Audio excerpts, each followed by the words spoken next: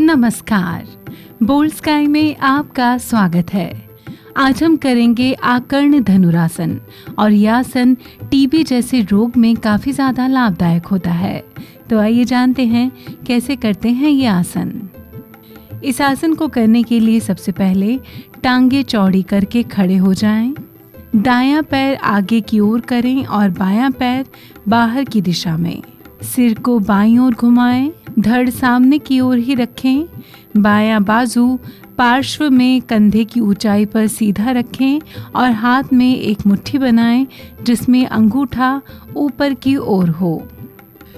बाजू के सामने विस्तृत रेखा में एक निश्चित बिंदु को चुन लें और बाएं अंगूठे के पोर को इस प्रकार से लाएं कि वो बिंदु की सीध में हो जाए।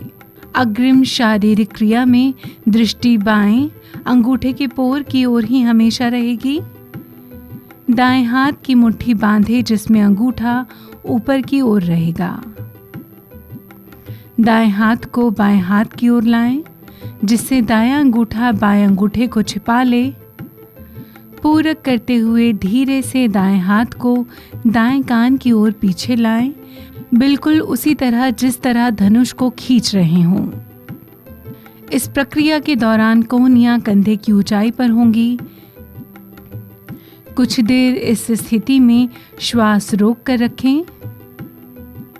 अब रेचक करते हुए धीरे से दाएं हाथ को फिर बाएं हाथ की ओर ले जाएं, जिससे दायां अंगूठा फिर बाएं अंगूठे के सामने आ जाए। श्वास के साथ समन्वय रखें और बाजू की क्रिया को धीरे धीरे पूरे ध्यान के साथ 3 बार दोहराएं।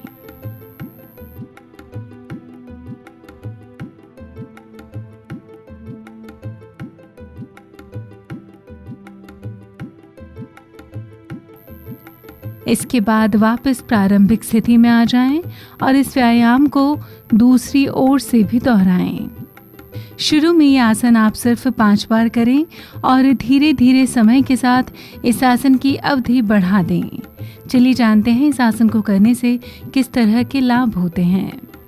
जैसा कि हम पहले बता ही चुके हैं कि यह आसन क्षय रोग यानी कि टीबी के रोग में बेहद ही लाभप्रद है, लेकिन इसके अलावा यह आसन पीठ की जकड़न को रोकता है, साथ ही कंधे, बाजू और पीठ की मांसपेशियों को ताकत देते हुए छाती की मांसपेशियों को फैलाता है और खोलता है। ये स्वस्थ गहरी श्वास क्रिया को प्रेरित करता है।